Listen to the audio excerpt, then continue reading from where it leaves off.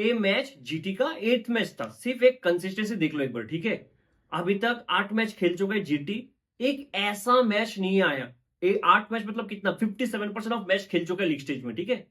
एक ऐसा मैच नहीं आया जहां पे टॉप 3 के बैट्समैन जीटी के मतलब साई, गिल और बटलर तीनों एक साथ जल्दी आउट होके वापस चला गया था। एक भी बार इनके टॉप 3 के बैट्समैन एक साथ फेल नहीं हुआ है।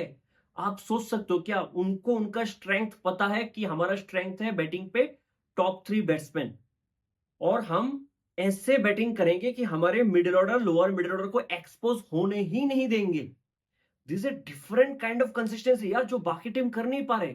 अगर आज भी आप मुझे पूछ लो क्या GT on paper best team है इस सीजन का, मैं तो नहीं मानता, मैं बिल्कुल नहीं मानता। लेकिन इन्होंने अपने स्ट्रेंथ पे जो काम किया है, जो स्ट्रेंथ है उसको इतना हाई लेवल पे लेके चला गया कि कोई उनको टच कर ही नहीं पा रहा है।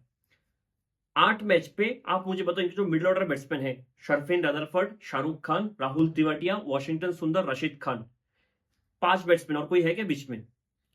ये 5 बैट्समैन ने मिलके अभी तक कितने बॉल्स खेला होगा 8 मैच पे? मुझे तो नहीं लगता ये 5 बैट्समैन मिलके 8 मैच मिला के भी 150 200 बॉल खेला होगा। I doubt that. मैंने स्टेट्स चेक नहीं किया लेकिन आई डाउट।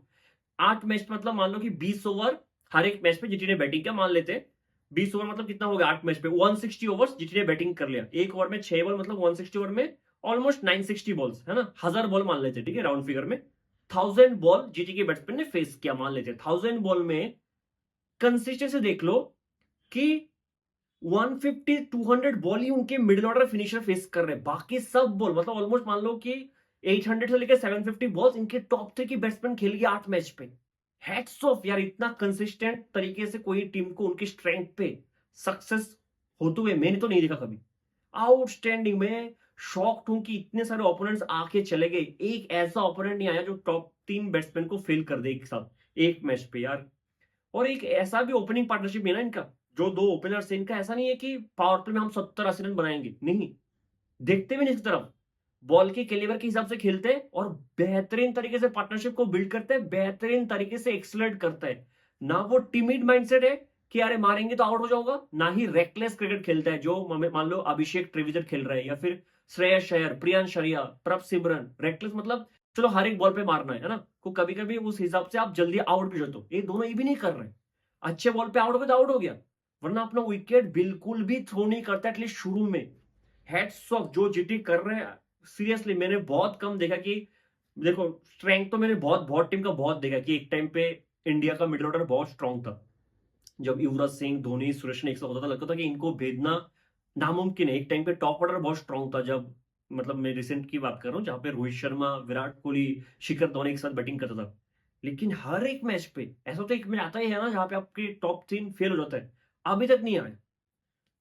टॉस पे दोनों टीम के प्लेइंग टूल में देख के ये तो पता लग गया था कि दोनों टीम ने पिच को सेम तरीके से रीड किया है। दोनों टीम एक एक्स्ट्रा स्पिनर खिलाया आज के दिन, जीटी में वॉशिंगटन सुंदर वापस आया था किक केयर के लिए मोइन अली, ठीक है। तो पिच के हिसाब से दोनों टीम का माइंडसेट सेम था कि इधर बॉल थोड़ा स्लो होगा, टर्न होगा। और साई सुदर्शन फर्स्ट इनिंग्स के बाद एक चीज कहा भी था कि 198 हमने बहुत ज्यादा रन बनाए। पिच पे बॉल शुरू में बहुत स्लो आ रहा था बैट पे, रन बनाना इतना आसान नहीं है। हमारे बॉलर्स में बहुत कॉन्फिडेंट हूं कि ये डिफेंड कर लेगा, और लगा भी है कि डिफेंड कर लेगा। बहुत ज्यादा रन शायद मुझे मेरे हिसाब से 20-25 रन एक्स्ट्रा बनाया जीटी ने आज के दिन। पावर प्ले में जीटी का स्कोर था 45 फॉर 0। कुछ रिस्क नहीं लिया, कुछ नहीं किया, आराम से खेला, ना ही विकेट दिया है, कुछ नहीं किया ऐसा। मतलब एक टाइम पे भी इनका ऐसा सोच नहीं था कि रन कम रह गया अभी मार के आउट हो जाता हूं, हम पे प्रेशर बिल्ड हो रहा है, नहीं, उनको पता है कि पिच ऐसा है, हम इसी तरह से बैटिंग करेंगे, ठीक है। पावर प्ले के बाद जो नेक्स्ट ओवर है 7th ओवर, वो डालना था मोइन अली। जो मेरे हिसाब से इधर रहाणे ने कुछ गलती किया है। वो ओवर मोइन अली का बनता नहीं था। मोइन अली पावर प्ले में भी बॉल डाल चुका था, मोइन अली को शायद इसलिए डाला गया, और मोइन अली को पावर प्ले में यूज कर रहा है जब जब वो खेल रहे हैं कि एक लेफ्टी बैट्समैन को आउट कर दे, ठीक है। मेरे हिसाब से 7th ओवर नरेन का बनता था, क्योंकि मोइन अली को पहले ये लोग खेल चुके, मोइन अली को विकेट नहीं मिला, चलो उसने रन कम दिया 2 ओवर में, शायद पहले 2 ओवर में 10 रन दिया था, ठीक है, रन कम दिया, लेकिन थर्ड ओवर बनता नहीं था। आपका जो बेस्ट बॉलर है आइदर वरुण, चलो वरुण ने शायद पावर प्ले का लास्ट ओवर डाला था, तो आपको नरेन को ओवर देना चाहिए था। वो ओवर आ गया मोइन अली का, और 6 के 6 बॉल एक शुभमन गिल खेल गया।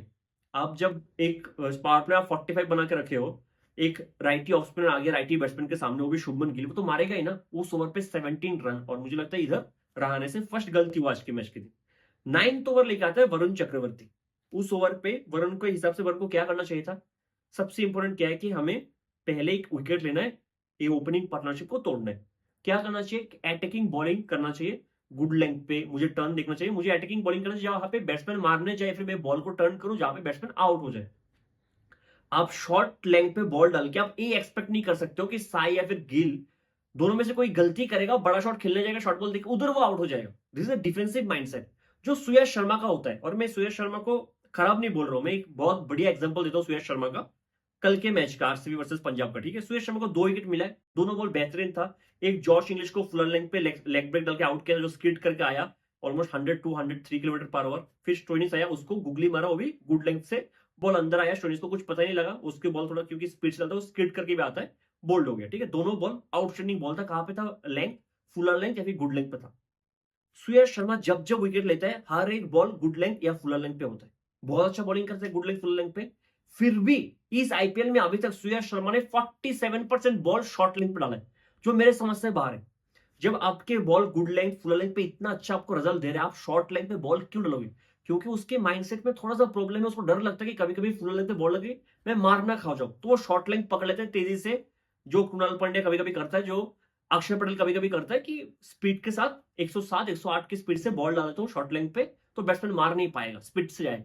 वो आपका सोच होना नहीं चाहिए आप, क्योंकि सुयश के ब्रेक थ्रू सीजन जा सकता है, जितना अच्छा बॉलिंग कर रहे हैं, सिर्फ एक माइंडसेट में शिफ्ट चाहिए कि फुल लेंथ पे मेरा बॉल टर्न हो रहा है, फुल लेंथ से मैं विकेट ले रहा हूं, मुझे शॉर्ट लेंथ पे जाना ही नहीं है, रन बचा के मुझे क्या करना है, मुझे पहले विकेट लेना है ना। वरुण का माइंडसेट मुझे समझ में नहीं आया, 9th ओवर डालने आया, वो शॉर्ट लेंथ पे बॉल डाले जा रहा है। बैकफुट पे एक शायद पुल पे चौका मारा था उस ओवर पे शुभमन गिल, एक बैकफुट पे कट किया है साई सुदर्शन। तो मेरे हिसाब से अगर वरुण आपका प्राइमरी स्पिनर है और जो फॉर्म वो लेकर आया था आईपीएल से पहले, उसको तो इस सोच के साथ जाना बिल्कुल भी नहीं चाहिए था। फाइनली 13th ओवर में आके जो रसल का पहला ओवर था, रसल डेक को जोर से हिट करता है, थोड़ा सा जोर लगा के शोल्डर यूज करके, एक्स्ट्रा बाउंस मिलता है, साई सुदर्शन कट करना चाहता है, उस पर आउट स्लेश लेके आउट होता है। हालांकि वो शायद कट का बॉल नहीं था क्योंकि इतना ज्यादा रूम नहीं मिला था और साई ने रूम बनाया भी नहीं था, सीधा कट खेल के अगर स्लाइस करता तो शायद थर्ड मैन के एरिया पे चौका मिल जाता, लेकिन सीधे बैट से कट करने गया, उधर एक्स्ट्रा बाउंस से वो बीट हो गया। लेकिन कंसिस्टेंसी देख लो, आज और एक 50 है साई सुदर्शन का। और मैं पहले भी चीज कहा हूं कि इसका हो सकता है इस सीजन 800 प्लस 850 प्लस का सीजन जा सकता है। मैं अभी आईपीएल के बारे में सोच भी नहीं रहा हूँ साई सुदर्शन के बारे में, है ना। मैं चाहता हूँ जब भी वो इंडियन टीम में आए, शायद बहुत जल्दी आ जाएगा, ऑलरेडी इंडिया के लिए खेल चुका है ओडीआई, लेकिन जब भी आएगा परमानेंट हो जाएगा ना। मैं चाहता हूँ ये जो कंसिस्टेंसी है वो इंडियन टीम के लिए भी रहे, चाहे आईपीएल में आप जो भी करो ना करो उससे ज्यादा फर्क नहीं पड़ेगा। फिंगर्स क्रॉस, जब इंडियन टीम आए इतना ही कंसिस्टेंट रहे, दिस इज सम मतलब टेरिफिक लेवल ऑफ कंसिस्टेंसी जिसको आप डिनाई कर नहीं सकते। इतना अच्छा दो बैट्समैन एक दूसरे को कंप्लीमेंट करता है। साई गिल जब रन नहीं आता है, जब अगर मान लो कि वरुण को साई खेल नहीं पा रहा है तो शुभमन गिल अटैक कर रहा है, अगर मोइन अली को साई खेल नहीं पा रहा है, वो सिंगल लेके शुभमन गिल को दे रहा है, शुभमन गिल मार रहा है। अगर शुभमन गिल किसी को खेल नहीं पा रहा है, हर्षित राणा को, तो साई मार रहा है। जब बाउंड्री नहीं आ रहा है, रनिंग बिटवीन विकेट इतना अच्छा है, गैप में मार के 2 रन भाग जाता है। कुछ आउटस्टैंडिंग बैटिंग देखने को मिला, मतलब क्लासिक बैटिंग, क्लासिक बैटिंग। ऐसा लगा भी नहीं था कि ओपनिंग पार्टनरशिप में लोग T20 बैटिंग कर भी रहा है, फिर भी रन आ रहा था, बस क्रिकेटिंग शॉट खेल के। बटलर आता है 14th ओवर में, वैभव बोरा मिड ऑफ से पीछे भागते भागते एक इजी कैच बटलर का छोड़ देता है, और कैच तो छोड़ते हैं, चौका भी हो जाता है। और आप बटलर का कैच छोड़ना T20 में तो मुझे लगता है एफर्ट नहीं कर सकते हो, ठीक है। उधर बहुत बड़ा मिस्टेक हो गया, और एक हाफ चांस बना था बटलर का जो पकड़ नहीं पाया था। The problem with KKR is उनका स्ट्रेंथ क्या है बॉलिंग में, स्पिनर्स उनकी स्ट्रेंथ है, एक वरुण, एक नरीन, और आज मोइन अली भी था। 3 स्पिनर्स ने मिलके एक भी विकेट नहीं लिया, एक भी विकेट 3 स्पिनर्स ने मिलके नहीं लिया, तो मैच तो आप उधर ही हार गए थे ना। जो आपका स्ट्रेंथ है, अगर वही आपको विकेट लेके नहीं दे रहा है बॉलिंग पे, तो आप कहां से मैच जीतोगे? थोड़ा बहुत हालांकि पुल बैक किया था जहां पे गिल का विकेट आया था एक फुल टॉस पे, वैभव का शायद वो ओवर था 18th ओवर जहां पे फुल टॉस पे गिल आउट हो गया, वो भी शॉर्ट टर्म शॉट खेलने गया, शॉर्ट टर्म जैप जैसा। अगर फुल बैट का स्ट्रेच के आर्म से मारते तो छक्का हो जाता। उधर बहुत अच्छा कैच था रिंकू का, 55 बॉल पे 90 run. Shubman Gill outstanding knock.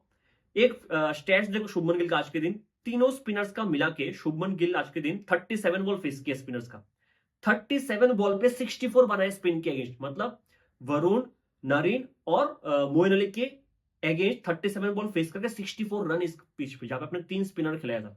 Shubman Gill ने आपके स्पिनर्स को पूरे तरीके से मैच से बाहर कर दिया, और मैच केकेआर 60-70% उधर ही हार गया था। मतलब बैटिंग से फिर एक्स्ट्रा एफर्ट लगाना पड़ता।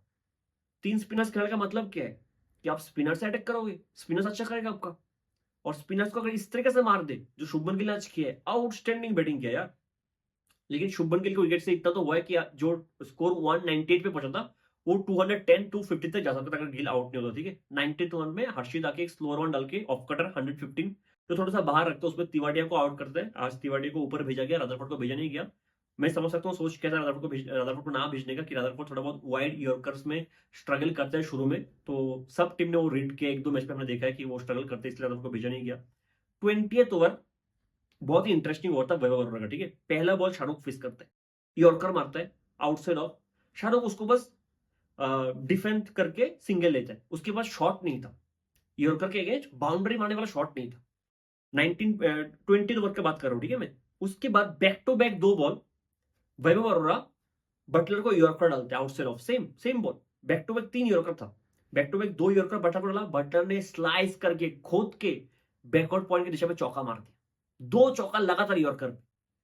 एक डिफरेंस है शाहरुख खान और बटलर का। मैं शाहरुख खान को खराब नहीं बोल रहा हूँ, है ना, सबके पास सब नहीं होता है। बटलर का जो कैपेबिलिटी है, जो एबिलिटी है, वो मिचेल स्टार्क को भी लास्ट मैच पे यॉर्कर में 2-3 चौका मार दिया था मिचेल स्टार्क को। और आज वैभव के 2 अच्छे बॉल को, हालांकि मैं मानता था कि वैभव अगर पता लग गया था कि आउटसाइड ऑफ यॉर्कर पे बटलर के पास शॉट है, बाउंड्री शॉट, तो आपको 3 स्टंप के बीच उसको यॉर्कर मारना चाहिए था और डरना नहीं चाहिए कि लेंथ मिस हो जाएगा तो छक्का मार देगा, स्लॉट का बॉल हो जाएगा। ठीक है, ऐसे भी आप चौका तो खा ही रहे हो यॉर्कर पे, अच्छे बॉल पे आप खा ही रहे हो, तो एक टेस्ट कर लेते। अपने बैक टू बैक 2 यॉर्कर में 2 चौका मार दिया, जो आउटस्टैंडिंग था, जिसको हाईलाइट करना बनता था। 2 बैट्समैन की डिफरेंस, अगर शायद शाहरुख अगर पहले बॉल पे सिंगल नहीं लेता, शाहरुख को वो 2 बॉल पे भी बाउंड्री नहीं मार पाता। ठीक है, यॉर्कर पे बाउंड्री शॉट होना भी एक बहुत बड़ी बात है, जो था उस ओवर पे बहुत रन आ गया था। 198 जीटी बनाता है और मुझे साई का इंटरव्यू और जो पावर प्ले में उन्होंने बैटिंग किया लग गया था कि शायद ये 20-25 रन एक्स्ट्रा तो जीटी ने बना लिया। ठीक है, और इतना ज्यादा ड्यू आज के दिन था भी नहीं। अब जब केकेआर चेस करना आता है, पहले तो बात करते केकेआर इतने सारे मैचेस हार क्यों रहा है। जब ऑक्शन खत्म हुआ, हम सबने केकेआर के एक प्रोबेबल प्लेइंग 12 बनाया था और हमको पता था कि केकेआर को वीकनेस क्या और स्ट्रेंथ क्या है। वीकनेस क्या था, 2 ही वीकनेस था। एक, हमें डाउट था कि क्या इस साल ओपनिंग पेयर चलेंगे इनके, जिस तरीके से फील्ड्स और नरेन खेल रहा था उस पर एक बहुत बड़ा क्वेश्चन मार्क था जो चल नहीं रहा है। दूसरा एक डाउट था कि क्या इनकी जो पेस बॉलिंग यूनिट है वो डेथ पे अच्छा बॉलिंग करेंगे कि नहीं। यही 2 वीकनेस था। बाकी का पूरा टीम तो अपने इंटेक्ट रखा था जो पिछले साल था। एक आपने श्रेयस अय्यर को जाने दिया, एक आपने रहाणे को बुलाया, खत्म। और रहाणे और श्रेयस अय्यर में मैं बाद में आता हूं कि रहाणे में ऐसा तो कुछ खराब नहीं किया। तो एक चीज तो कंफर्म हो गया कि जो 2 वीकनेस थे, एक ओपनिंग एक पेस बॉलिंग जो डेथ पे खराब कर सकते हैं, वो 2 फैक्टर की वजह से, जो वीकनेस है उसकी वजह से केकेआर एक भी मैच नहीं हारा है अभी तक। एक भी, मैं मानता हूं कि अगर ओपनिंग पे थोड़ा बहुत अच्छा कर लेते तो टीम का रिजल्ट बेटर होता, लेकिन इन 2 फैक्टर की वजह से केकेआर हार ही नहीं रहे। हार रहा है इनकी स्ट्रेंथ की वजह से, जो इनका मिडिल ऑर्डर और फिनिशर है। और मेरे हिसाब से जितने भी लोग अभी तक केकेआर को रेट किया था ऑप्शन के बाद, सबने एक चीज कहा था कि मिडिल ऑर्डर और फिनिशर इनका बेस्ट है पूरा आईपीएल में, और किसी का इतना स्ट्रॉन्ग फिनिशर और मिडिल ऑर्डर है ही नहीं। जो प्रूवन फिनिशर मिडिल ऑर्डर है, जिन्होंने आईपीएल में भी अच्छा कर चुका था, लेकिन सबसे ज्यादा डिसअपॉइंट इन्होंने किया है। बहुत ही डिसअपॉइंटिंग परफॉर्मेंस। और मुझे एक चीज समझ में नहीं आया, आज अपने रघुवंशी को पकड़ के क्यों रखा था, क्या करने के लिए फिर खिलाया उसको, अगर नंबर 8-9 पे भेजने। आपने वेंकटेश अय्यर को ऊपर भेजा, चलो मैं एक्सप्लेन करता हूँ क्यों भेजा होगा। सोच ये था कि वेंकटेश अय्यर को इतना ज्यादा पैसा दिया है ना, इतना बड़ा रोल है, वाइस कैप्टन है, ऐसा टफ सिचुएशन पे आके वो मार के मैच जिता देगा, है ना। थोड़ा बहुत टाइम लेगा, फिर इनिंग्स बिल्कुल फिर एक्सलरेट करेगा, और अपने रघुवंशी को बिठा दिया, है ना। चलो, शायद किसी ने कहा भी होगा कि वेंकटेश अय्यर के पास छक्के मारने की एबिलिटी ज्यादा है, जो मैं मानता हूँ। रघुवंशी और वेंकटेश अय्यर में वेंकटेश अय्यर छक्का ज्यादा मार सकते हैं, रघुवंशी में मानता हूँ कि इतने बड़े बड़े शॉट मार नहीं सकता। लेकिन अभी तक 7-8 मैच पे आपको ये भी तो कंसिडर करना चाहिए ना कि कौन सा बैट्समैन ज्यादा बेटर टच पे लगा है, कौन सा बैट्समैन आपके लिए हमेशा अच्छा करते आ रहा है। वो रघुवंशी है यार, उसके बैट से बॉल किस तरीके से निकल रहा है पूरे सीजन में। मैं मानता हूं इतना लंबा इनिंग तो उसने खेला नहीं है। फिर वेंकटेश अय्यर ने कहां पे अच्छा किया, एक मैच एसआरएच के अगेंस्ट, एक मैच एसआरएच के अगेंस्ट उधर, जहां पे सबने खराब बॉलिंग किया, फुलटॉस पे फुलटॉस फुलटॉस पे फुलटॉस। चलो, I am not taking anything away from him, वो मैच अच्छा खेला उसने, लेकिन आपको रघुवंशी को ही ऊपर भेजना चाहिए था। आपको वेंकटेश अय्यर को ऊपर भेजना नहीं चाहिए था। रघुवंशी वो बैट्समैन है ही नहीं जो आके कभी भी चौक करते हैं। मैंने कभी भी रघुवंशी को टच छोड़, ऐसा फ्यूचर में ना हो जाए, लेकिन कभी भी मैंने उसको चौक करते हुए नहीं देखा। आउट हो जाता, आउट हो जाता है, या फिर अच्छे से स्ट्राइक आउट करते, खराब बॉल मिल जाए, बाउंड्री मार देते हैं। मैं मानता हूँ वो छक्का नहीं मारता, लेकिन मारने की जरूरत भी नहीं था ना। वो पार्टनरशिप बिल्ड कर सकता था, शायद एक बेटर प्लेटफॉर्म दे सकता था रसल को, रमनदीप को, रिंकू को, जो वेंकटेश अय्यर से हुआ ही नहीं, हुआ ही नहीं है। मेरे समझ से बाहर है क्यों ये किया गया। भेजा गया। बाकी जो इनके बैट्समैन हैं रिंकू, रमनदीप, रसल, इन पे आता हूँ बाद में। बहुत ही डिसअपॉइंटिंग परफॉर्मेंस है जिन पे मुझे लगता है कि शायद मिनी ऑक्शन पे 1-2 को तो रिटर्न भी ना करें। मैं सच में कह रहा हूँ और मतलब चाहे करना भी नहीं चाहिए, ठीक है?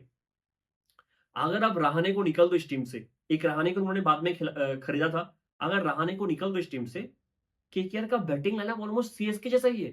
किसी ने इस साल रन नहीं बनाया। चलो एक रघुवंशी को पकड़ लेते, ठीक है? एक रहाणे, एक रघुवंशी। अगर इन दोनों को निकाल दो, केकेआर तो हर एक मैच में 100 भी नहीं बनाएगा। 100 तो ऐसे भी नहीं बना रहे थे, 95 में ऑल आउट हो जा रहे हैं। बहुत ही खराब बैटिंग, इतना मैंने केकेआर से जिंदगी में एक्सपेक्ट नहीं किया, सच में कह रहा हूं।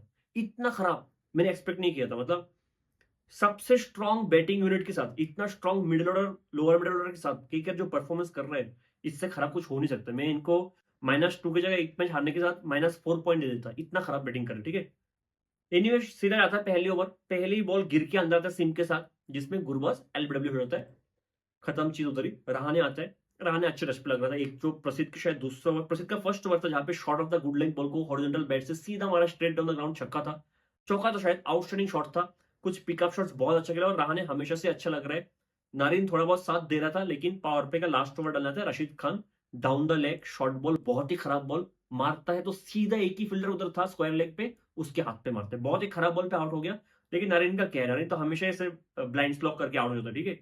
फिर उधर से आता है वेंकटेश है। वेंकटेश ऐसे कुछ हो ही नहीं रहा था। इतने गंदे तरीके से आज के दिन चोक किए।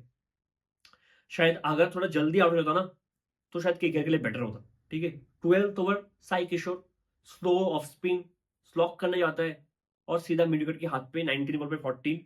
13th ओवर पे वॉशी आता है। आप रहाणे पे पूरा प्रेशर बिल्ड हो गया। एक तो कैप्टन है, एक तो खुद वो हमेशा कहता कि मेरी वजह से मैं थोड़ा लंबा नहीं खेल सकता था, मैं थोड़ा बेटर बैटिंग कर सकता था। वो तो बेटर कर ही रहा है, अगर उसको निकाल दो किसी और से बैटिंग हो नहीं रहा है। वो थोड़ा मारने के लिए थोड़ा बहुत बेताब हो गया था कि मारना है अभी। एक रिक्वायर्ड रन इतना ऊपर चला गया था और वॉशिंग ने देख लिया था कि वो बाहर आ रहा चल के, तो बहुत ही वाइड रख दिया। बहुत अच्छा अच्छा टेक था जॉस बटलर है, क्योंकि जो लेंथ था इतना, मतलब जो बॉल का बाउंस था वो इतना इजी टेक तो नहीं था। और फिर लेफ्ट हैंड से स्टंप किया, मुझे ब्रिलियंट ब्रिलियंट स्टंप मेरे हिसाब से। एक छोटा चीज मैं दिखाता हूँ। कल शायद कल ही मैच का मुंबई वर्सेस सीएसके वाले मैच पे एक मौका बना था रविंद्र जडेजा का स्टंप, काश हो जाता, वो नहीं हुआ, ठीक है? किसका बॉल था? विल जैक्स का बॉल था या सेंटर का बॉल था? सेंटर का बॉल था, ठीक है? सेंटर का स्लो फ्लाइटेड डिलीवरी जहां पे जडेजा आगे आके खड़ा हो गया, बॉल टर्न होकर चला गया। रायन रिकल्टन क्या करता है? रायन रिकल्टन दोनों हाथ से स्टंप तोड़ने जाता है, तब तक जडेजा पीछे चला गया था। जडेजा भी तो ऐसे थोड़ा बहुत ओवर स्मार्ट है ही, वो आगे बढ़ के पीछे चला गया था, ठीक है? मैं नहीं कर रहा हूं। अगर रायन रिकल्टन एक हाथ से पकड़ के दूसरे हाथ से फट करके स्टंप तोड़ देता तो शायद एक चांस बनता, इससे क्लोज होता। जो आज बटलर ने किया आउटस्टैंडिंग टेक था। और यही है एक्सपीरियंस, अगर कोई कीपर है तो ये सभी सीखना है बटलर से, या जो भी एक्सपीरियंस कीपर है। रिद्धिमान साहब बहुत बेहतरीन कीपिंग कर रहा था। बहुत छोटे छोटे चीज है जो शायद लोग नोटिस नहीं करते, लेकिन वो मैच पे फर्क डालता है, ठीक है? उधर ही मैच खत्म था, to be very honest. 14th over पे साई आके 7 रन देता है। 15th ओवर पे प्रसिद्ध आके 6 रन देता है। 16th ओवर पे रशीद आता है और रसेल, उसके पास और कुछ चारा था भी नहीं, ठीक है? बैट घुमाना ही था, गुगली पे आगे बढ़ के मारने गया, गुगली का आता पता ही नहीं है, वो स्टम्प हो गया। प्रसिद्ध आता है अपना लास्ट ओवर लेके, रमनदीप सीधा मारता है, स्ट्रेट बैट से सीधा मारता है। प्रसिद्ध इस तरीके से कैच को पकड़ा जैसे कि रोज का काम है उसका, है ना? आप कैच उसने पकड़ा है कि बॉल उसके हाथ पे आके अटक गया, वो अलग चीज है, लेकिन चलो एटलीस्ट उसने अपना हाथ तो रखा है बॉल की लाइन पे। बहुत बॉलर तो डर जाता है कि रखता भी नहीं है, ठीक है? आउटस्टैंडिंग कैच था, बहुत ही कोल्ड मोमेंट था उसने, मतलब इतना एफर्टलेसली वो कैच उसने पकड़ा है ना, आउटस्टैंडिंग कैच था, ठीक है? खत्म इधर ही।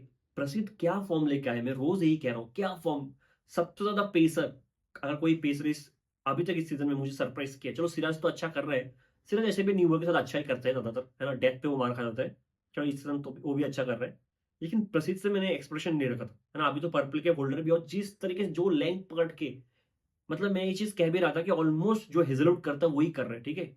स्लोअर वंस बहुत अच्छा है। और एक जो यॉर्कर मारा था दिल्ली वाले मैच पे केएल राहुल को, क्या यॉर्कर डाला न्यू बॉल के साथ!